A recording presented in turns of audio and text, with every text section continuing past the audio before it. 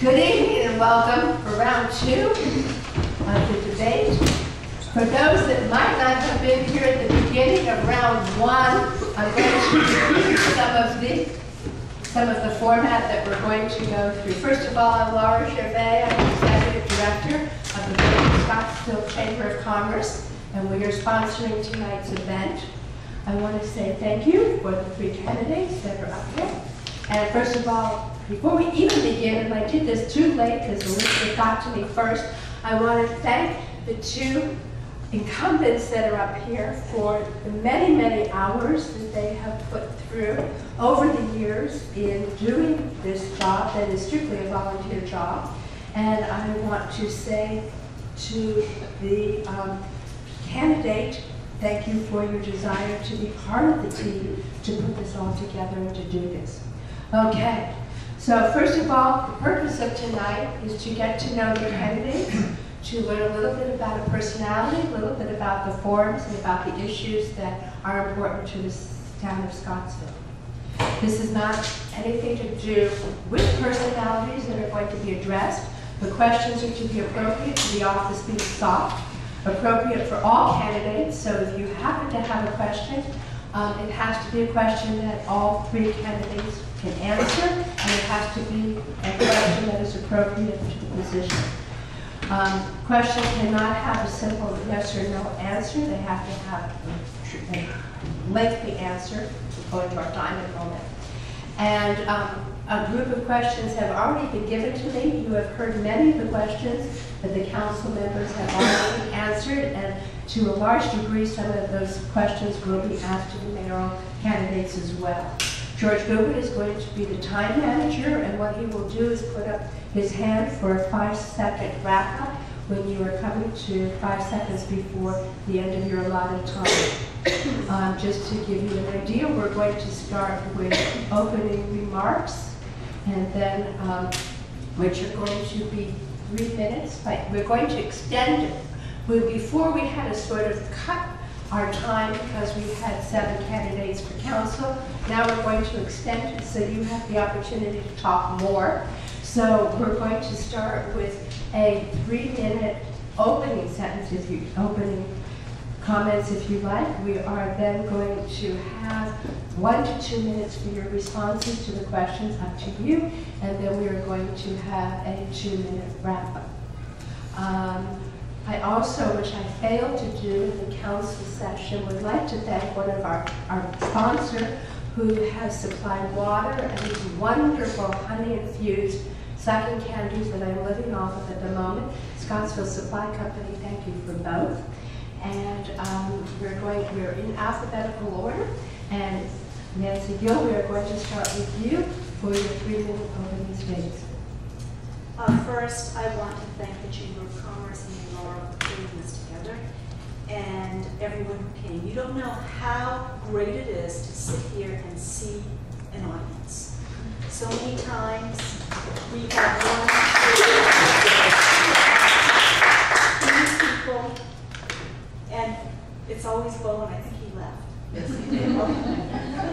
With that said, I have had the pleasure of serving Scottsville with an exemplary group of people these past 40 years. I came back on in 2012 to fulfill John Snoddy's unexpired term. I also ran from 2006 to 2010, my formative years with county government here in Scottsville. And I have met terrific people in my experience here, but mostly I want to talk about what our town council has accomplished in probably since 2012.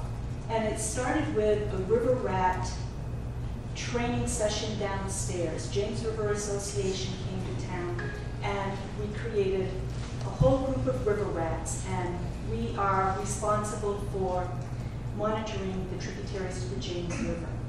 Another thing we do with the James River Association is actually test the water for bacteria from Memorial Day through Labor Day. And we're very much involved with them.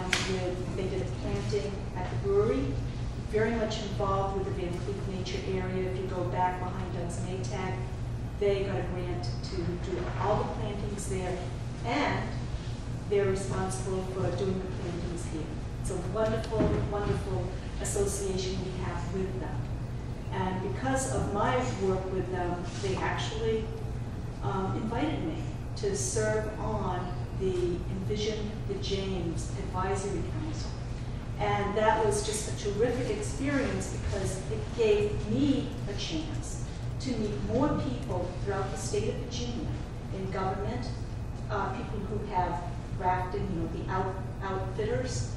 And I was able to bring Scottsville and talk about Scottsville throughout the state with these individuals. And one thing that I'm very proud of is that Richmond, a lot of people from those organizations love this town and are helping us to promote it, even with potential international recognition through the Envision the James website. So I've been busy. That's what I've done in that capacity.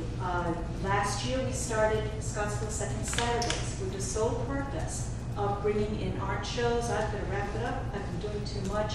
But that with the intent of bringing people into our downtown businesses. And it's been very successful, and it's something we will build and carry on. Thank you. Thank you. You are next. Thank you. Thanks to the Chamber for this evening, and thank you all for coming out. It's also nice to see people who don't live in the town proper who are here. I think that shows that there are people throughout the community, both within the limits, the boundaries of the town, and outside, who are very interested in what goes on downtown. I've only been in Scottsville I've only owned property here for about 3 years. We started coming here about 5 years ago. We were particularly intrigued by the architecture, the history, and the natural resources, of course, the river. And just to get right to the point here about the combination of the natural resources, the historic resources, and the people, the very polite and good people that, as a New Yorker, I'm not very accustomed to seeing or hearing people say ma'am and sir and waving in the street. It's just something very unique, very refreshing, new, different, and those are the reasons that we were initially attracted to Scottsville. My background is as an attorney. I, for the last 25 years, have been an executive in a real estate investment trust that's based in New York. Much of what we own is similar in age to Scottsville's type buildings. They're aged, they're in need of revitalization, they're difficult to find tenants for. Before being involved in real estate, I was a prosecutor in New York. The reason I think that experience is relevant, not because we have a crime problem in Scottsville, I don't think we have a crime problem here in Scottsville, but a significant portion of the town's budget is allocated to the police department. And I had the privilege not only of being a prosecuting attorney, but an administrator in a large district attorney's office where we had 100 detectives and 135 attorneys, and we administered the activities of the police. So this is of particular interest to me and something where I think I can offer some help to the town. I also think that we can achieve a lot more in Scottsville in terms of filling the vacancies in town, in terms of providing jobs for the people who live here in the town. And I hope to get into that some more during the balance of the evening. Ron? Thank you. I was telling someone today that I moved here in 2007, and this is the first election that we've had that I've been here where there are more candidates than spaces on the ballot, which is absolutely fantastic. And I know Nancy and Liz have put a lot of effort into the aptitude question, and it seems like it's paying off, so we appreciate that. I moved here to purchase a business, and after 6 months, the owner decided that to break our agreement, so that left me high and dry. And I had a couple of options. I could stay here and try to figure out what to do, or I could move. But I like the town so much, and I like the people I had met, and I'd always been involved in the community I lived in. I decided to stick it out, so another 6 months went by, and I decided to start my own business, which I did. And since that time, in 2010, when I was appointed to a vacancy here on council, I was elected in May of 2010 to a permanent 2-year position, and then I've been re-elected in 12 to 14. And from 12 to 14, I was vice mayor. I've chaired the Government Services Committee. I have been involved in a lot of community activities, which we'll probably get to later in another question. But I've always gone by the adage that if you didn't participate, you have no reason to complain. So I think a lot of the town. I have always thought there were leaders and followers, and I like to be a leader in anything I do.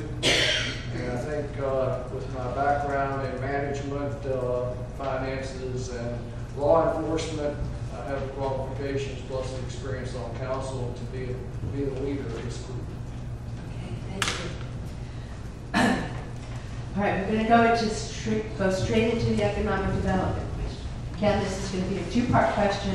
So each of the 2 parts requires a full time period to answer. What is your highest priority for economic development is part 1. And what would you do to suggest to the town, what would you do to achieve your priority?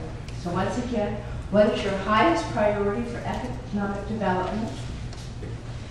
And what would you do to achieve your priority? Can I ask, what's your time frame? So they're giving the full answer, which is the 2 minutes. So they can get 4 minutes if they wish to answer, but they can go into a shorter response if they like. This seems to be the #1 question. Economic development is there. I'm going to do a side for a second because we have started an economic development committee, and this seems to be a very big concern with a lot of people at the moment. So I think this is probably one of the most important questions for both council and for the mayoral candidates. I do serve on the economic committee with Dan and a variety of other citizens and residents at large.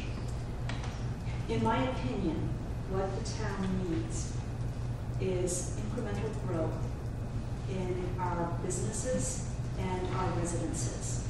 And we need to have a major employer that can actually afford to pay a living wage. How do we go about this? We do research. We find out, get all of the demographics in order, find out what people will actually support. As you know, we've had businesses come in, businesses go. What works in Scottsville? What will people support? We need to find out from them, not from leakage reports, not from studies done from long ago, but to actually sit down and work it out. Then we need to look at the whole town. We need to see where we can put more industrial, light industrial, where we can put more retail, where we can put more residential. The Van Cleef, not Van Cleef, but the Paulette tract has, I believe right now, the potential of 50 new homes. We need new residences, but again, we need to increase our population in incremental steps that make sense. We need to take into consideration the infrastructure that a lot of new residences will bring. How will it affect the schools? And then the most important thing we have to do is get proper zoning throughout the town that makes sense. And with that, well, once we have all of this, we need to actually do a marketing piece and go out and solicit businesses. We can no longer sit here and expect big businesses that can employ people to come to us. We need to identify, we need to contact, we need to have meetings. And as Dan said previously, this is not a 1 year, 2 year, 3 year. This is 5, 10, 15 years that this process will take place. I'm so glad right now of the young people coming in and starting businesses in the local food industry. I think that for a small business owner it makes perfect sense. We have Farmstead Ferments that has the potential of becoming a large employer right here in town. We need to keep them here. So that's how I feel about that, and I feel that's the steps we have to take. Small, incremental, research, and studied approach to the issue. Thank you. Peter? Well, I think it's, you need to start with your strengths. We have a very, very rich array of strengths here. We have the James River. We have history. So where I would focus my priorities would be, for starters, to make those resources more accessible for people who live in the town, for people who would like to visit the town. I think it's unfortunate that the accessibility to the James River right now is as limited as it is. It was kind of unfortunate for me to learn that CSX is a big landowner on the riverfront, and that CSX, just adjacent to the boat landing here in town, and CSX puts out for bid every few years a lease on the land that they own. And it's somewhat surprising to me to hear that the town hasn't bid on that lease, that years ago CSX offered that land to the town for $1, and for reasons that I don't understand, the town turned it down. So I think you need to go to the river, you need to enhance the riverfront, and I think in addition to bringing the history out front, the very rich history of the town to the forefront so that people are aware of it. And I think the other thing you need to do is you need to distinguish Scottsville for business people from other choices that they have in Virginia or anywhere else that they might choose to locate. And the way you do that is by incentivizing them. You offer them the opportunity to come to this town in ways that makes business sense for them to come here. So for example, state law in Virginia allows the town of Scottsville to tax businesses in many different ways. We here in Scottsville choose to maximize the tax revenue that state law allows us to charge businesses. In my view, there's no reason why we cannot distinguish ourselves in Scottsville and say, okay, instead of charging 4% on a meals tax here in Scottsville, we're going to charge 3%.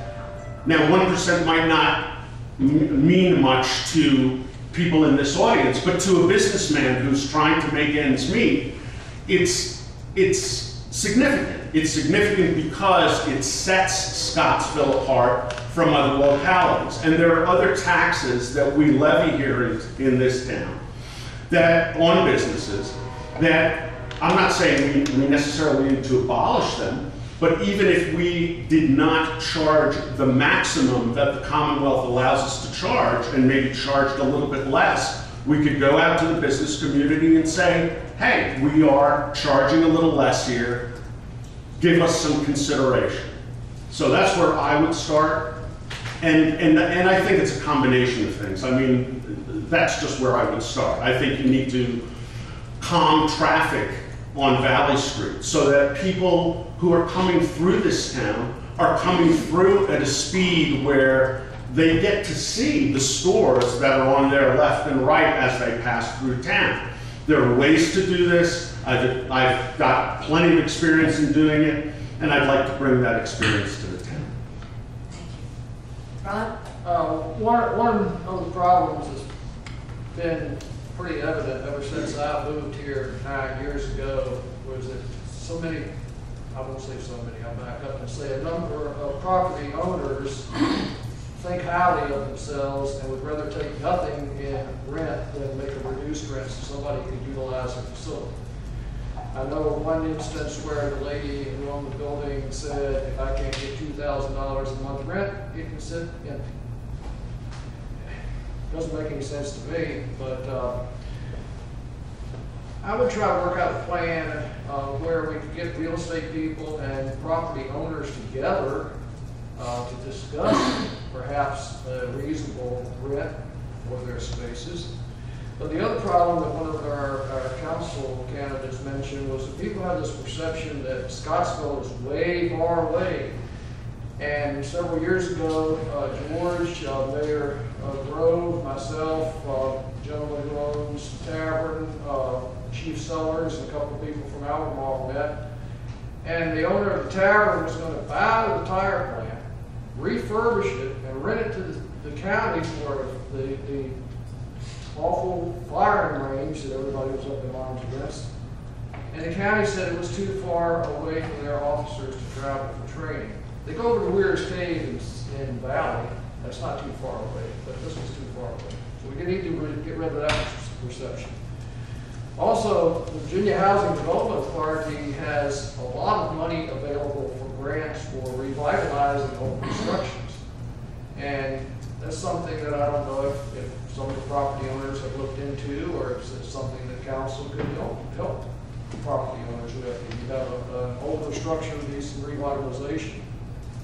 We don't have a property tax, so that's kind of a downside. If we have property tax, then you could offer reductions in property taxes. But then with the property tax, it would probably spill over to affect the people that might at least be able to afford a property tax.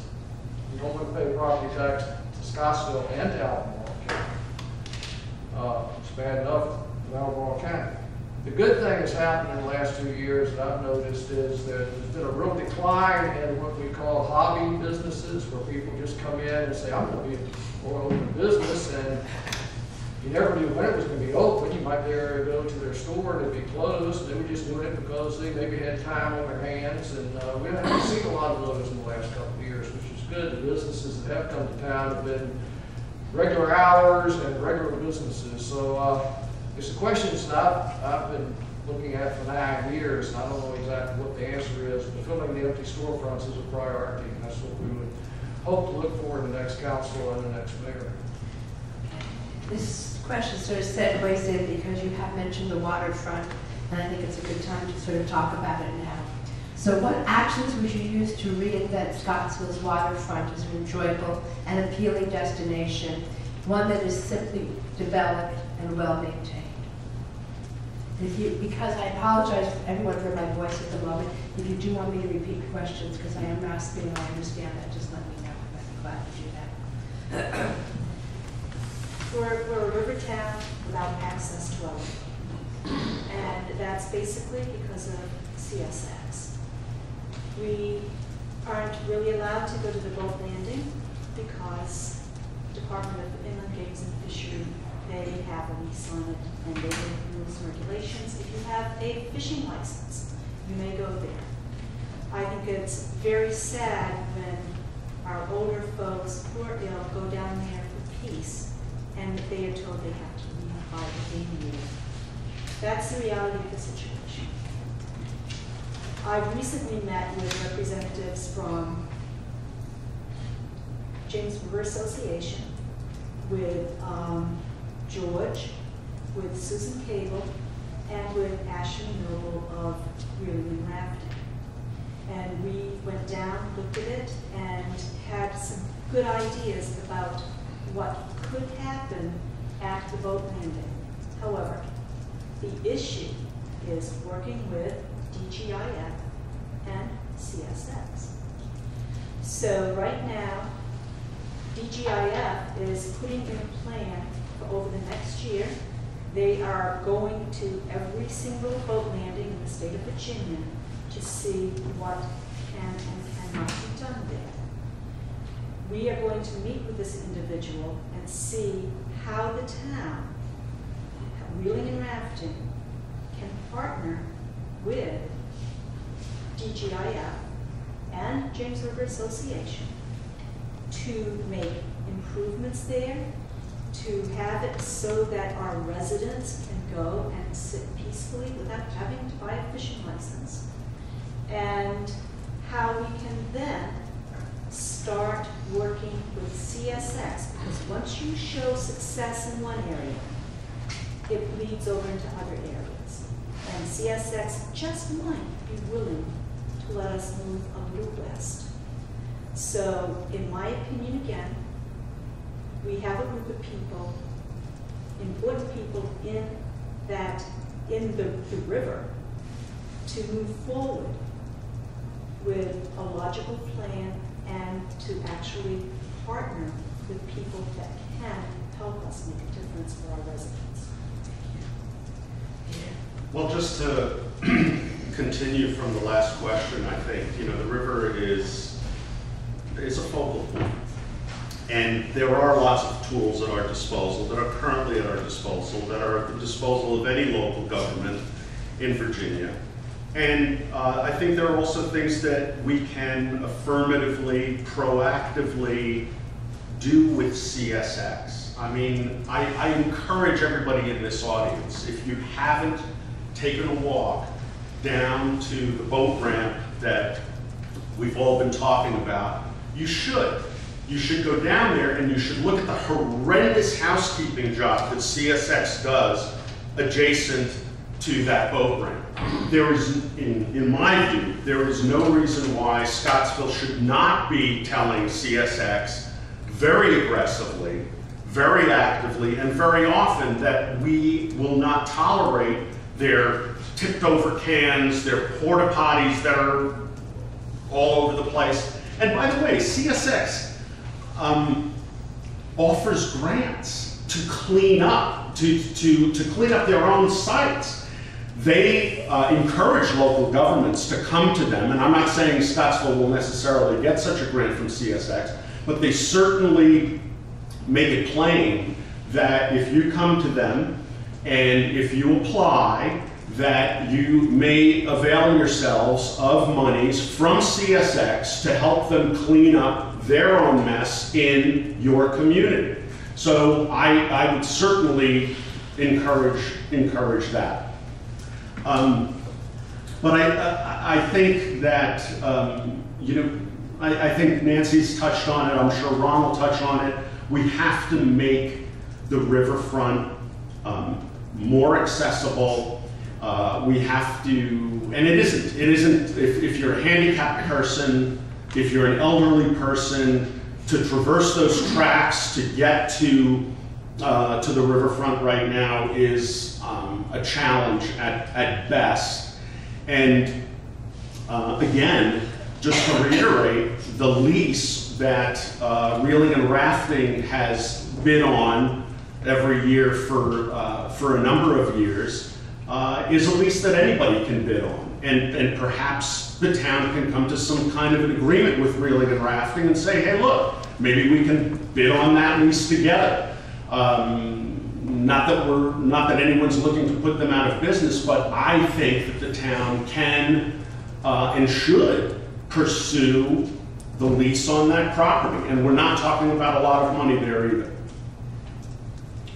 It's been one of those subjects that's been bantered around since I've been involved with the town. And I don't know what the answer is. I've met with the the same gentleman from the county on the trail system that Mr. Briscoe has, and he showed me proposed trails up and down the river and points of access, but they're all seem to be to the west of here. So they're on the books, but whether they ever get developed or not, that's another question. Problem with the boat landing being a Department of Game and Inland Fisheries area, limits who can actually use it. CSX a few years ago, and Ms. Gill will remember, we got on them rather sternly, and they did clean up that yard at one point, and it's kind of fallen back into a state of disrepair, as they say. But I don't know what the answer is. All we can do is keep searching for an answer, I suppose. I went to CSX a few years ago because we had a notion that we might want to use the old train depot as a visitor center. And it's too close to the train tracks. CSX would not let us even think about it. And there's an old section of the canal down that way past the train station that we wanted to clean out and use as a tourist, a historic spot. And CSX said it's too dangerous for you to be working around there with the trains coming through. So what do you do? I don't know what you do. You just keep talking and hope that somebody will listen to you. Can I add another, do I have any more time left, or can I add one other thought on? If we get to, does everyone want to? If we do it one for all or none for none. So do you feel comfortable talking I can about put it in at the end, it really doesn't. You know, we're also hoping having an opportunity at the end for those in the audience that want to stay around and ask you individual questions, so that could be an opportunity for you to move forward with one if you want. I think if everybody wants to add forward onto a question, then we can do it. If not, then we need to make it out the door. All right, we're going to go on to something very different and very away from the hard-edged part of economic development and our river, and that's talking about your volunteerism. So what committees and volunteer projects have you recently been involved in? But most importantly, why are they important to you? What sings to your hearts? I'm involved in quite a few different events. The Arts and Culture Committee is very dear to me because I believe it is a way to bring people into our businesses once a month. We're working now just to get businesses with art and coming in for that one day, comparing it with the farmers market, with reeling and rafting, with music at the end, and hopefully next year we can start incorporating the Thistlegate. Encourage people to go to the Methodist dinner. It's a community effort, and all of my volunteer activities relate directly to our community. The Backstory Festival. We talk history. That's our historical festival.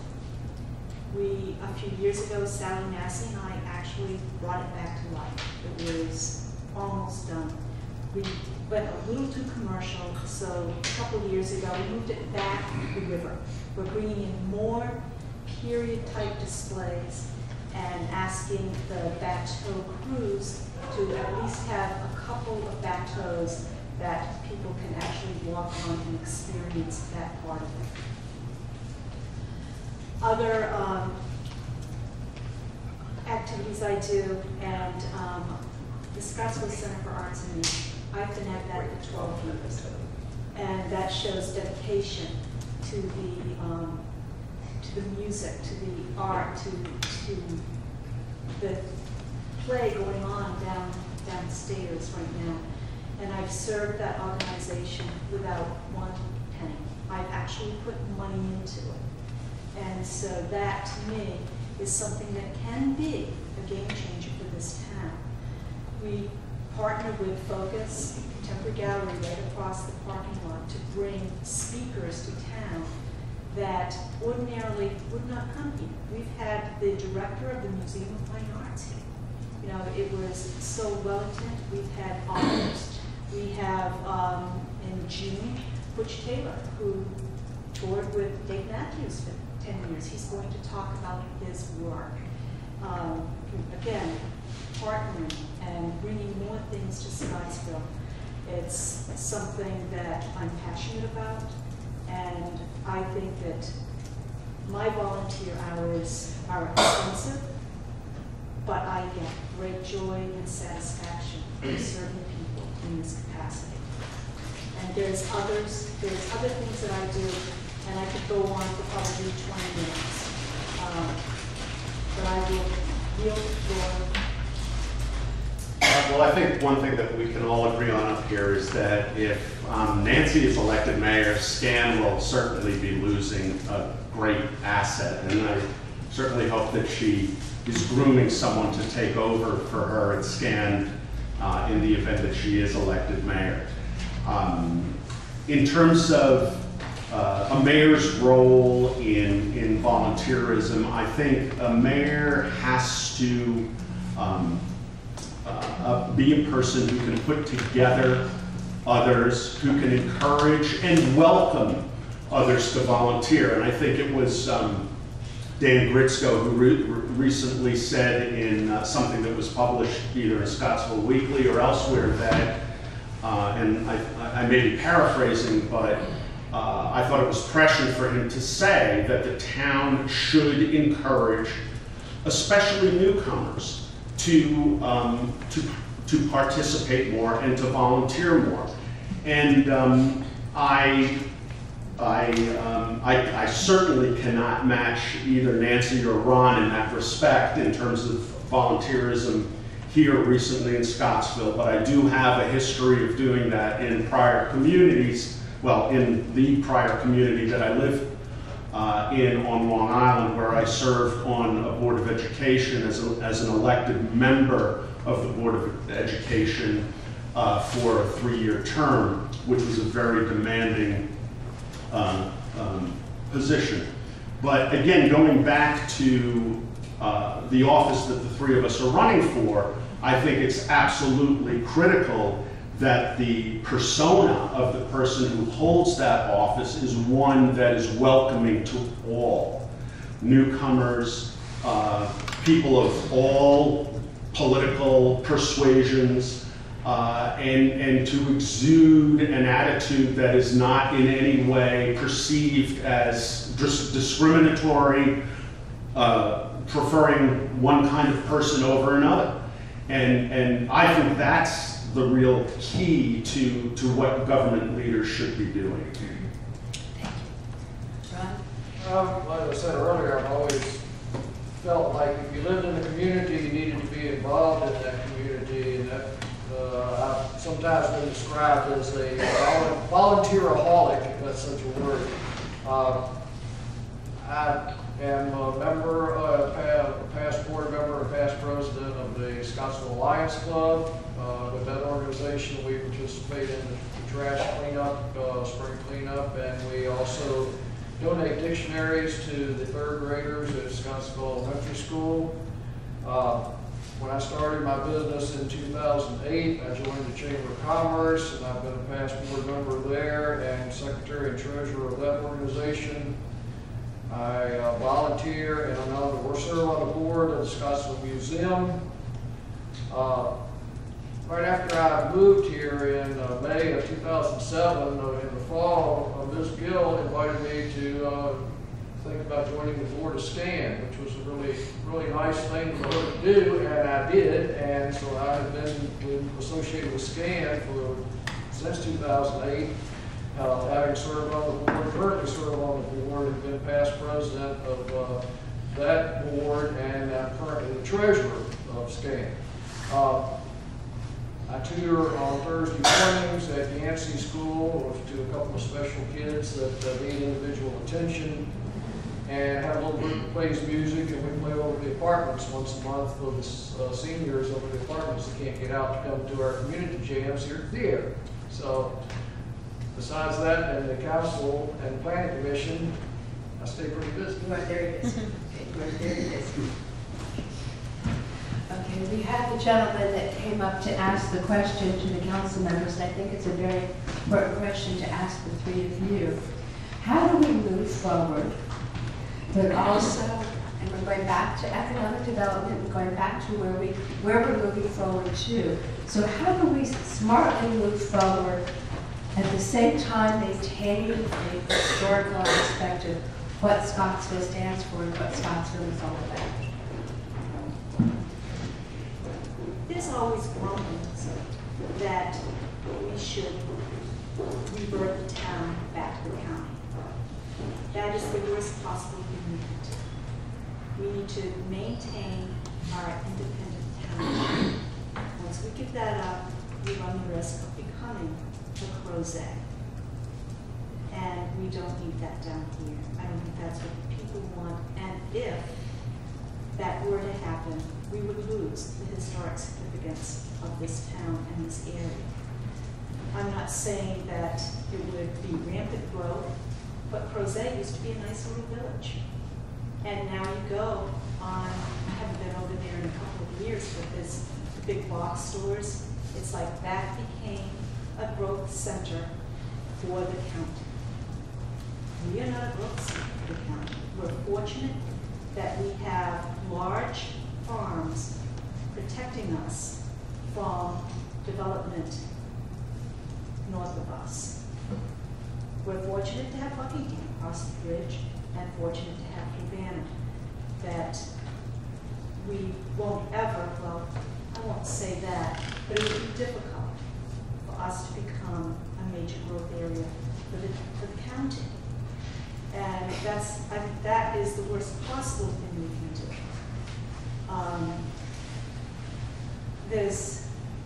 We've talked about tourism, about all of the historic sites and assets that we have in this town. And I think that when Frankie Ward made the suggestion that the museum or someone who is knowledgeable comes and speaks to that would help those who follow us to understand the historical significance and the importance of remaining an independent town in the state of Virginia. I just think it would be the downfall of Southern Albemarle for us to lose our independence.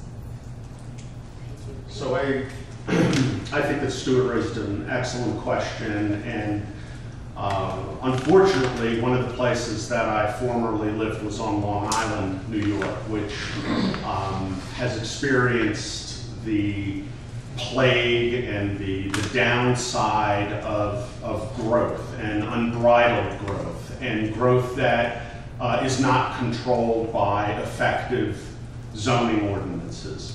So I frankly think that Scottsville is doing a fairly good job right now in maintaining its historic integrity, its historic character. I think there's a lot that can be done to enhance that asset. And by enhancing it, I think it establishes and strengthens Scottsville's ability to maintain that character and to keep out the things that everyone fears, everyone has experienced, well, not everyone has experienced, but that I've previously experienced back in New York that has destroyed quality of life. So I'm certainly cognizant of it. I've experienced it.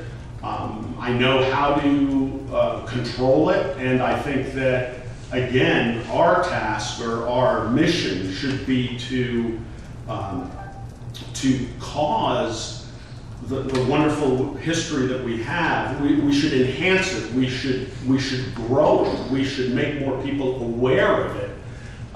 Again, by default, it will keep those growth pressures away from us. I think I agree with the other two folks up here that we don't want to change things too much. We want to keep it like it is, but we want to grow at the same time. That's always the challenge. How do you balance all that?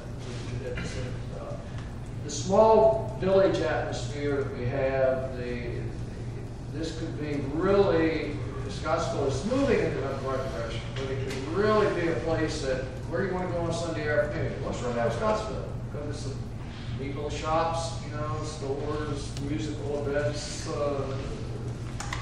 It's something that we can, and it all kind of falls back to the property owners making the property available at a reasonable rate so that somebody can go in and start a little business. So that's, I'm still on let's work on the property owners and get a little cooperation in that area and see what we can do. I have to say that I was at one of the retailers downtown yesterday, and there was a couple that came from Denmark, and it was just wonderfully interesting. They were looking for a place to have lunch. They were walking the streets, and we asked them why they stopped, and they said it was a charming, quaint, wonderful little area, and they wanted to discover more about it. So we got the message there. So it was nice to see. Yes. I may have misunderstood this, Right. and if I did, I'll sit right down. Okay. But I thought I heard the implication or the statement that being mayor would preclude people from top leadership positions in other volunteer organizations. I'd like to hear from the three people if they think Ms. Gill could not be the executive director of SCAN and still be mayor. I'm going to pass on that because it is a question that is directed for one specific person. And basically, the format for this evening, and I guess what you can do, if I can pass that on, is to we can talk about this after the official debate. We could, however, ask all three mayoral candidates if that is their understanding. I think it's a key point. Okay. Ms. Gill? I serve at the pleasure of the SCAN's Board of Directors, and I don't see any reason why I could not continue doing so. I am quite capable of juggling many activities and accomplishing tasks that are set in front of me. Mr. Fitziokas? I'm a big believer in if you want to get something done, give it to a busy person. And I think if you look at Nancy, if you look at Ron, if you look at me, we're all busy people. And to directly answer your question, Doris, I hope I didn't imply in your mind that or suggest that I was saying that. All I was saying was that I know that the job of mayor is demanding, and that it's a tall order to do all of it. But I'm not suggesting anything else. All I'm saying is that. Thank you for that clarification. Okay, you're welcome. Please allow her to moderate. Thank you. Thank you. Do you have a final comment to make on the subject matter? All I see is that when I'm mayor, I'll just have more volunteer hours ahead of me to put in during the course of the month. This is a perfect segue into my next question, because people have this concept, and for any of you that know, I have sat on the council, I have sat in the mayor's position, so I know what all of you are going through. And the position of the mayor is a very, very important position, but it is one voice out of 7 voices that sit on this dais. It is not the only voice on the dais. It is not the most important voice on the dais. It is an important voice on the dais. So, having said all of that, can you give examples that illustrate how well you work with others, because it is a team? And when we had the council members up there, every single one of them that were in an incumbent position made very strong statements how important the working relationship and how good the working relationship is. So this is a vital synergy of what happens on a council. Yes, the mayor is an important position. So I'm going to work backwards now, and I'm going to start with you, Ron, if that's okay. And if you can give me an example on working well with others and your viewpoint on this as the mayor's position, and then being one of 7 that is sitting on a dais. Yeah, I think, the mayor's position is one of leadership. He doesn't have a vote, except in the case of a tie, and that rarely happens. His job is to make suggestions, to guide, to offer solutions to problems, and then let the council people make a decision on whatever the problem might be or whatever the matter might be. It's not a lot different than managing an office or managing a business. You have people with problems, you have people with questions, and it's your job to help them sort out their problems and questions and come to some sort of resolution. That's the mayor's job. Yeah, I think the first thing that a mayor has to realize is that he or she has no independent authority. She derives his or her authority from the town council.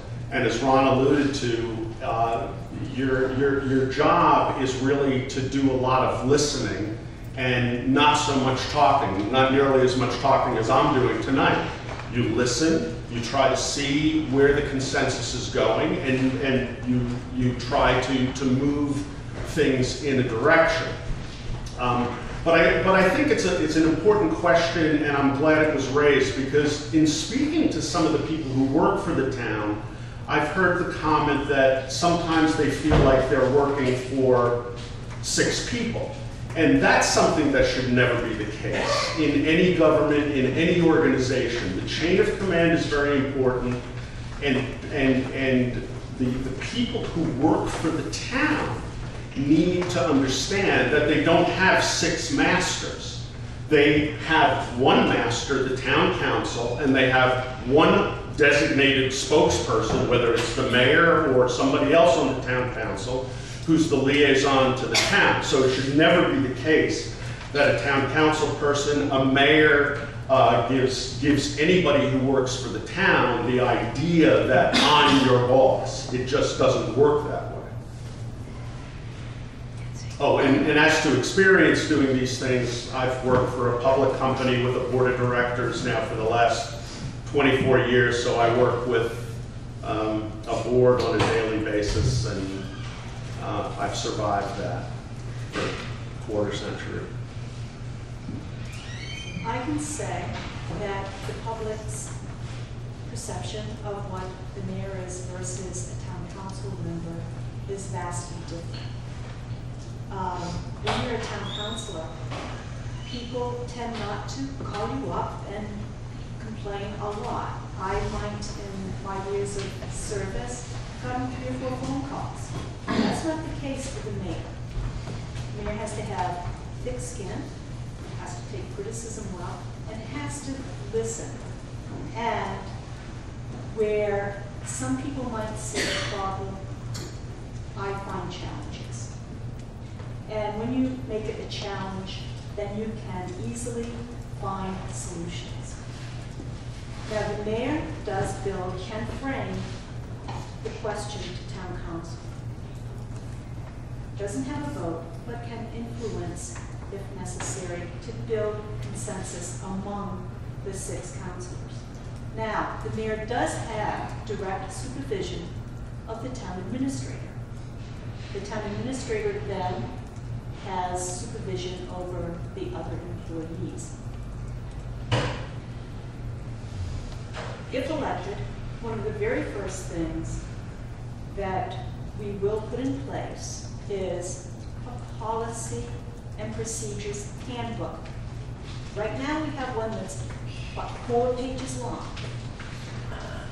I work for 10 hours a week for a nonprofit supervising the senior center, the job of senior center. My handbook is that thick.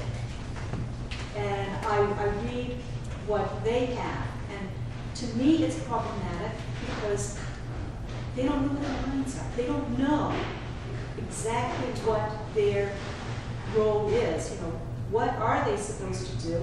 Because we don't have it on paper. That's one of the things, to go in and actually look at our policy procedures, our job descriptions, and with town council, because this is actually town council's job, not the mayor, is to build the policy procedure manual to create and change job descriptions, usually done through government services, and then it comes to the full council. And then at that point, the mayor would sit down with staff and go over all of their options.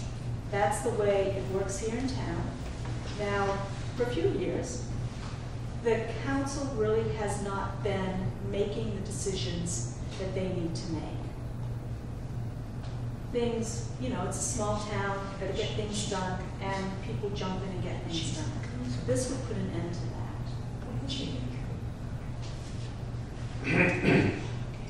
Anyway, that, This is going to be the last question before we do the wrap-up, because we're getting close to 9 o'clock now. So what is the #1 reason why you were running for office? What sings to your heart? What made you wake up and say, I am going to put my name on the ballot for this position? And Ron, I'm going to start with you. Well, if I hadn't enjoyed the last 6.5 years, I wouldn't even be thinking about it. But as I mentioned at the beginning, I like to be in a leadership position in any organization that I'm involved in. Having worked for a couple of multi-million-dollar companies in management, having supervised anywhere from 6 to 26 employees, having to formulate budgets, oversee spending, hiring, firing, you name it. I've also, my primary occupation for the last 44 years has been in funeral service. I have dealt with all kinds of situations, all kinds of people, and I feel like I can talk to people on their level. I've dealt with multi-millionaires and people that live in a rusty old trailer out somewhere. They're people, and you deal with people as people. You don't look down on them just because they may not have what you have. Same thing with, for 10 years before I moved here, I was in law enforcement. I was an auxiliary police officer in a city of over 150,000. And as in that city, the auxiliary police officer was state certified. I did everything that the regular officers did except get paid. It was no volunteer job. But I wrote tickets, I had court time, I arrested people and stuff like that. So I learned a lot about the spirit of the law versus the letter of the law. And you have to be flexible in that area. So I just think that I'm able to make decisions, stick with them, I'm able to lead, and I've got the background needed to be the mayor. So for me, it's about service. I think Jeanette spoke to it very eloquently earlier this evening. And it's also about appreciating the community in which you live. I have the privilege of having immigrant parents who, when they came to this country in 1955, didn't speak their native tongue at home because they wanted me to learn English, because they recognized the value and the importance of being an American. And when I travel abroad, when my children travel abroad, and I make sure that they do and that they have and that they will, the younger ones, I want them to travel abroad so that they have a better appreciation for what it is that we have here. And I think that that's a real problem with the younger generation today. And as mayor, and as to the question you asked about, you know, what sings to your heart, something that I'd really like to do as mayor is to talk about that appreciation and to talk about what a wonderful place it is that we have here, and why it is that we should celebrate it, and why it's important to try to make it a better place. And that's why I'm running. The mayor in any small community is in the front line of the fight and has to be able to take on many different problems, issues that arise, and bring those to the attention of the council. I don't see the mayorship as being really as administratively active as some people. I feel the mayor is the supporter of the town, the cheerleader of the town, the face of the town, and the supporter of the town. It's like you want to energize. The mayor needs to energize the council, needs to energize the population, and keep morale high amongst the employees. It's not a straightforward job. It changes minute to minute. And I can say throughout this campaign, I've had to meet with an individual that was really quite angry with me for something that I didn't do. But he and I were able to sit down and talk through the issue and come to a conclusion. And we've known one another since I moved here. Before I moved here, started coming up in '96 for cello lessons. Known him forever, and he's just the way he is. You just have to stop, listen, take everything into account, and move forward in a very positive way with everyone. I don't see, as far as the budget process goes, it used to be with town council. I know that in our descriptions, it is with the town administrator and with the mayor. However, I would like to see more of that go back to the council. We have 6 people looking at the numbers, not just 2. Where you can call in people to sit down with you the budget. And quite frankly, I think the best thing we could possibly do right now is for fiscal year 2018, go to a zero-based budget where everybody has to look at the bottom line of everything and start moving the town forward fiscally in a way that makes sense. The mayor can get that rolling and let town council work through the process and invite the public to participate. And I believe in service, and I believe in listening to the public. I don't see being strong. Well, I have a lot of administrative skills. I don't think we need to go into that. I think you have to love this town. You have to respect everyone who lives, not only here, but in Buckingham, Savannah, Southern Albemarle, outside the town limits. We have to make everybody happy and welcome everyone from that area. And I want to thank you. Is this the end? And I want to ask, is there anybody that is in the audience, do they have any questions that they want to ask? One question to each of the 3 candidates. I have a question, but I think it's probably the topic for me to do.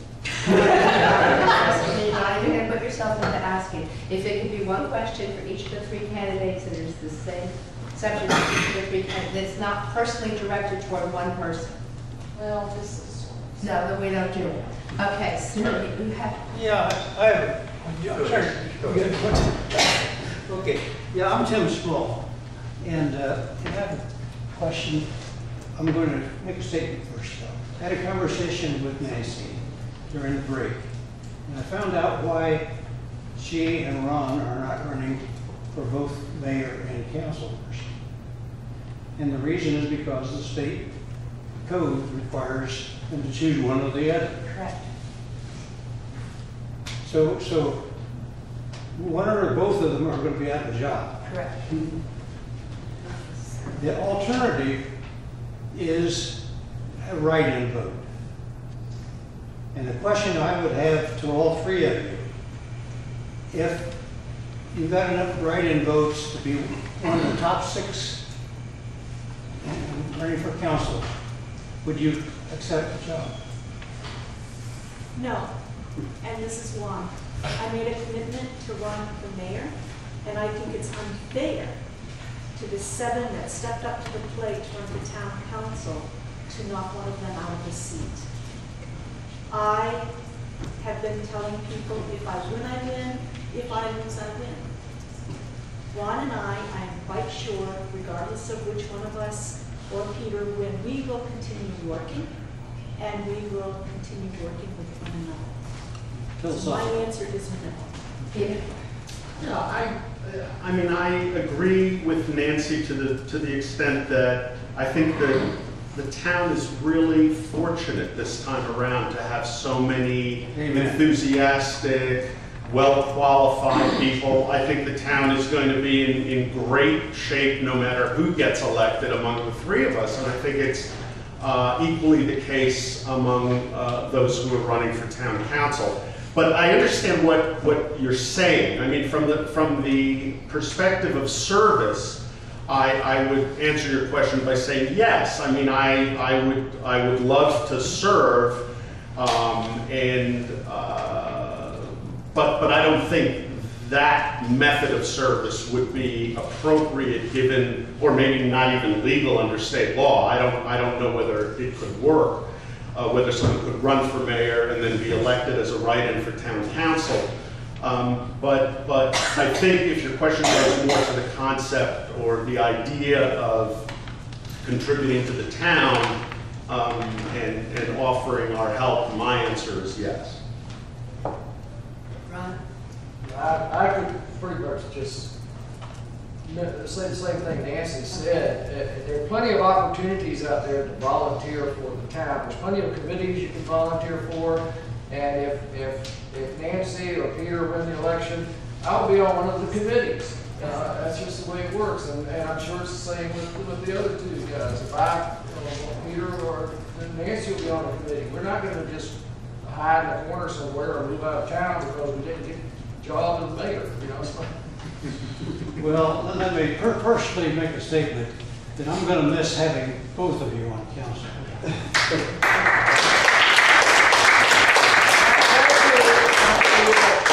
Also, at the same time, we've got some new, fresh, young ideas that can be on the council too, and it may be those new, fresh, and young ideas that are going to get things really moving in a much faster pace. So. Is there a gentleman behind you that also had a question? You, sir, yes. You. My name is Harold. Harold, I'm sorry. I don't know your name, so I apologize. I'm not going to talk about economic development, but I'd like to talk about the budget. And I would like to know if you have a proposed budget in front of you, or if you've seen it, and what you would do to alter it to make it more environmental friendly to businesses. I think that's an unfair question. No, that's a question to all of them. I understand, but I don't think that you have. I don't mind answering. Okay, because I just said, I don't think you have a budget. I would hope that they would look at the budget and their money for mayor. I understand, okay. What do you mean by environmentally friendly business? Encourage people to come. Okay. I've been out of town for 3 weeks, so I haven't seen anything on the budget. Who wants to? I will. Well, the budget I've seen is, did you want to go there? I mean, the town's budget is online on the town's website, the current budget is.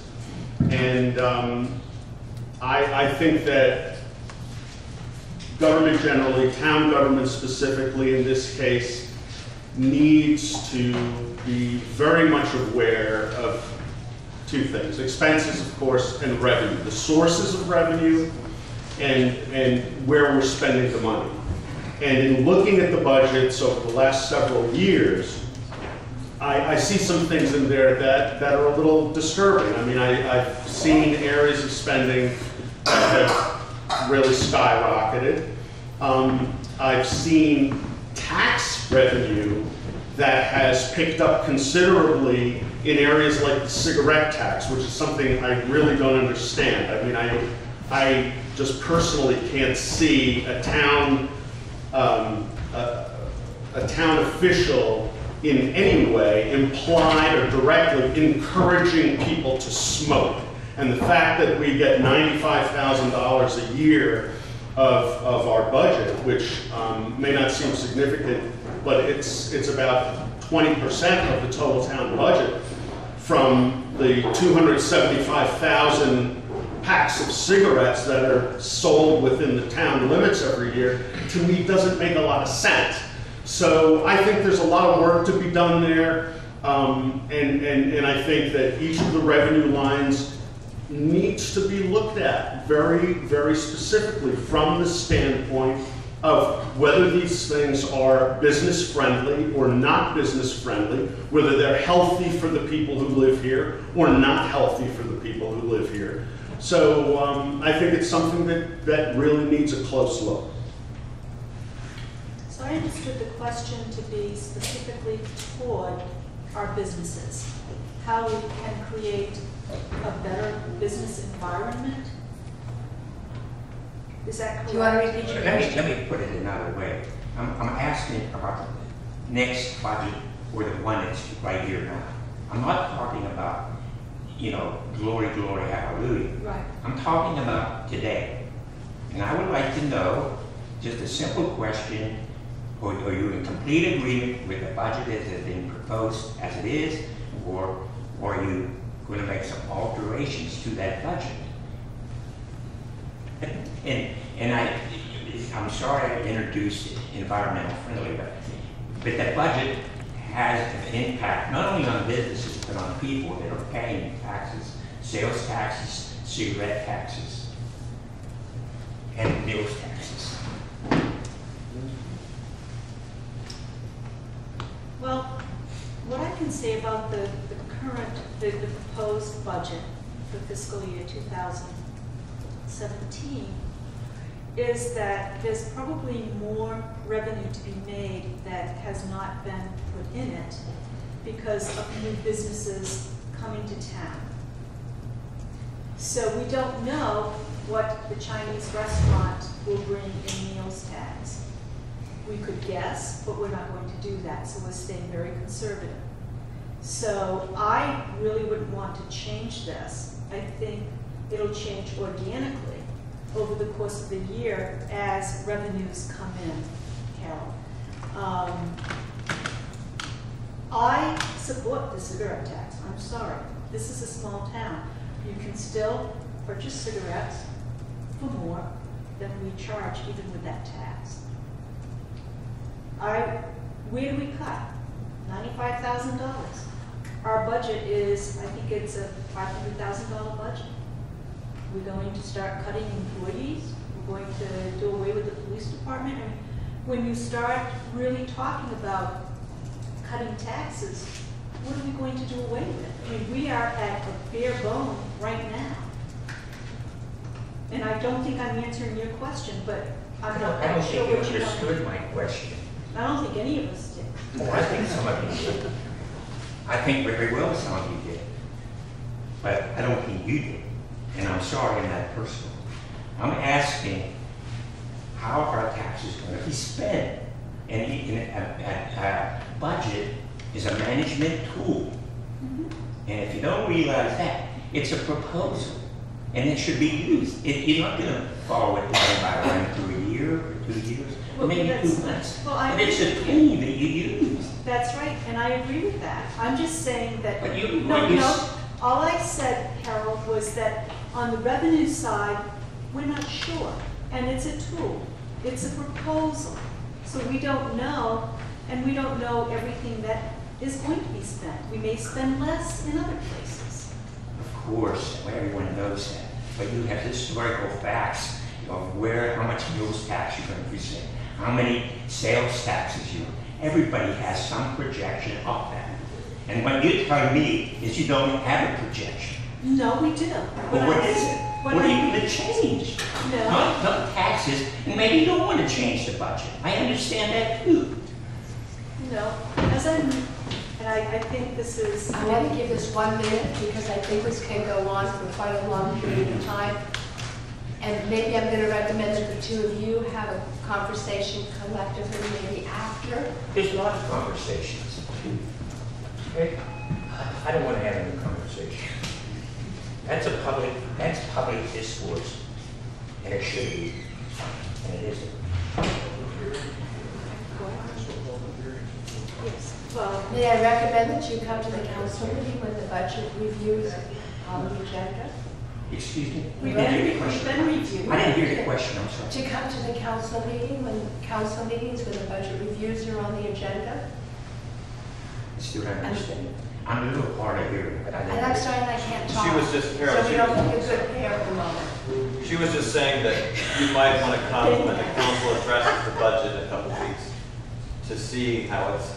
It's a very transparent. That's what she was saying. It's very transparent for you. That's fine, I'll do that. Does anyone else have any final comments? Cookies, there's a lot of I love it. Yes.